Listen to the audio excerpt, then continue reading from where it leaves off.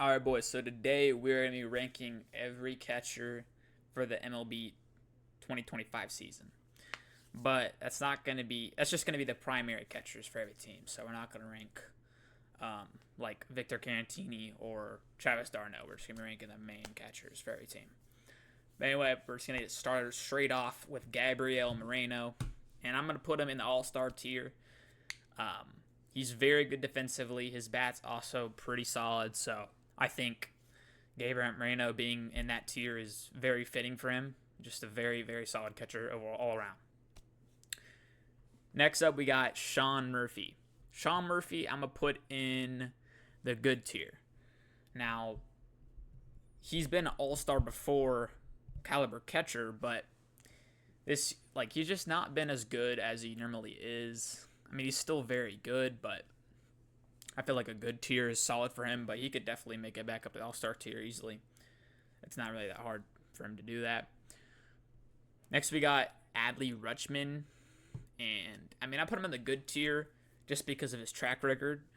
But I mean, right now he's mid, to be honest, but I'm going to put him in the good tier because, I mean, that's just like crazy to put him in the mid tier. I mean, although if he does this next year, he will probably be in the mid tier. He's just not been that good. He's like an okay catcher right now, even though he's been absolutely incredible over the past years. He's been in the league, of course, but recently he's been pretty bad. So I gotta just keep him in the good tier for now. Really close to mid, by the way. He's like the bottom of good. All right, next up we got Connor Wong, and I don't even know why Connor Wong's over Narvaez in this list. Obviously, Carlos Narvaez is the starting catcher for the Red Sox, and he's very, very good as a rookie. But they have Connor Wong on this list, so, I mean, and there's no Narvaez, so I can't really do anything about that. But, yeah, Connor Wong's a bench piece. He's horrible at the plate right now. And, obviously, Narvaez is starting over him, so he's definitely a bench. I mean, that's what's happening. Up next, we have Miguel Amaya, and he's actually been a pretty solid piece to the Cubs team this year. Obviously, they have Carson Kelly, but he's not on this list either. I mean, I didn't make this list. I just got this off of the tier list maker. But he's been a good catcher to be in the rotation with Carson Kelly. So I think good tier is a perfect tier for him. He's been better than Adley, though. So, yeah, that's how I'm going to do that. Next, we have Corey Lee, who's not even the starting catcher for the White Sox. But that's how it is. But he's obviously a bench piece. He's terrible. Straight from the Astros a few years back, and he hasn't really ever found anything after that. I mean, they tried him to the White Sox, so not really the best place to go. Up next, we have Tyler Stevenson, and he's the perfect mid-tier catcher. He's okay at the plate. I mean, he's not like... has an OPS exactly at 700 right now. 89 OPS plus, so a little below average bat. His defense is okay. He's an okay player.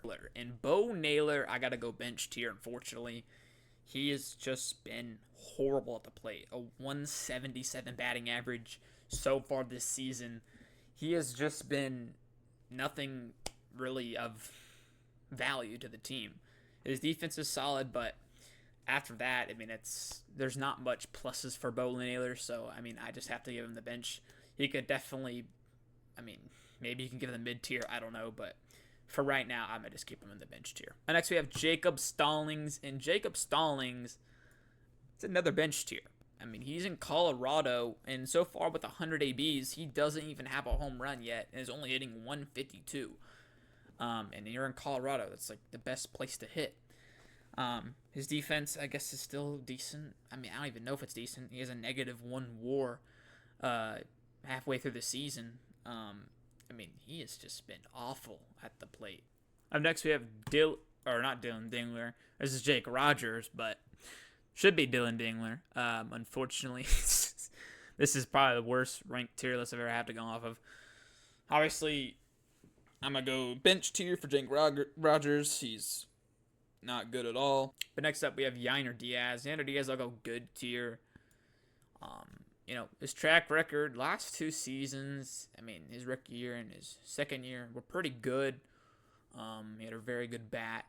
This year, he's not been hitting as well, but just because of his track record, I'll still give him the good tier. Next, we have Salvador Perez, and I'll give him the mid tier just because he's not that good.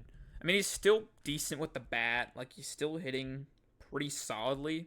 I mean, it's not great, but he's still okay. He has 13 home runs, but his defense is absolutely horrible right now, and he's not even playing that much at catcher. I mean, Freddie Fermin's playing more catcher than him overall, probably. But next we have Logan O'Hoppe. I'll give him the good tier. Has 17 home runs, has a lot of power in that bat. The defense still hasn't come around fully, but overall he's still a good catcher, I would say. Next up we have Will Smith, and that's going to be our first elite tier player.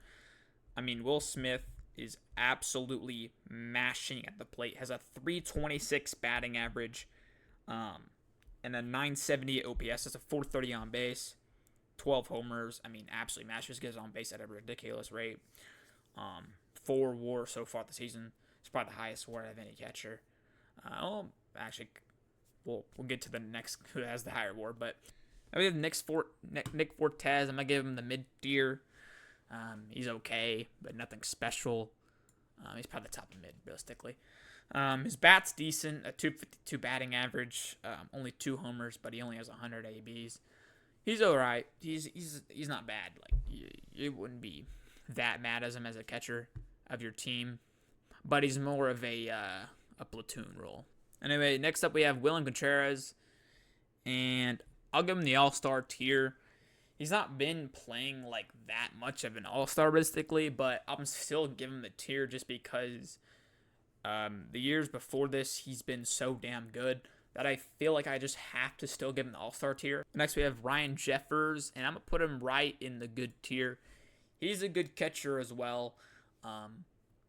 Bat's pretty good. Defense is okay. He's just literally what you would describe as a good catcher. Last year he was ridiculous though. Like, he was a very good hitter last year, or morely in 2023. Next we have Francisco Alvarez. Was injured for a lot of the start of the season, but he's still not back. But he wasn't really that good when he played. I'm gonna give him the mid tier. Next here we have Austin Wells, and I'll put him in the good tier. He's he's basically at the back of good for me though. Like, he does still have solid power with that torpedo bat. Has 14 home runs. His average is still pretty bad, but defense isn't anything special either.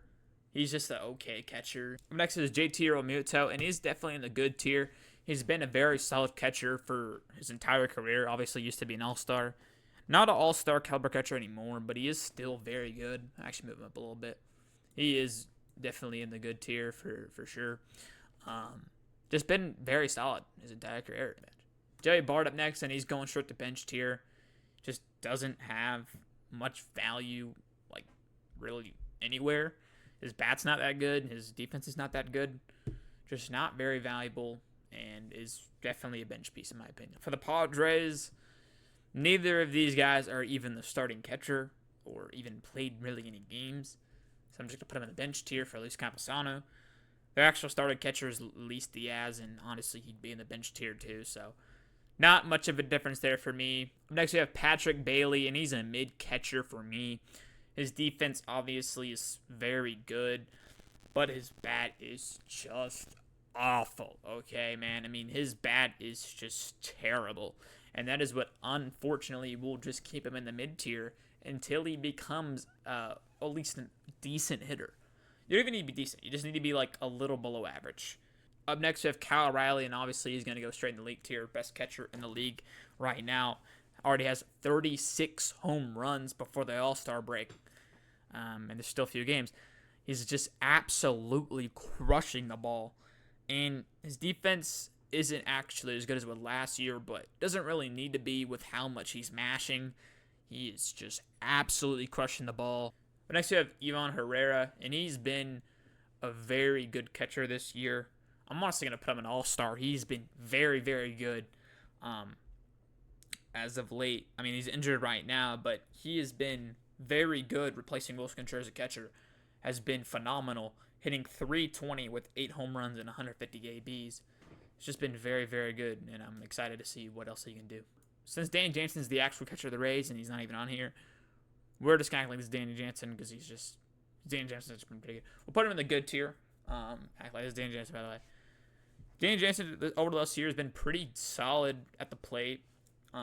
Defensively, he's been pretty good. Has a 1.5 WAR. Overall, been a solid player. So you have Jonah Heim, and he has been a bench player so far this year.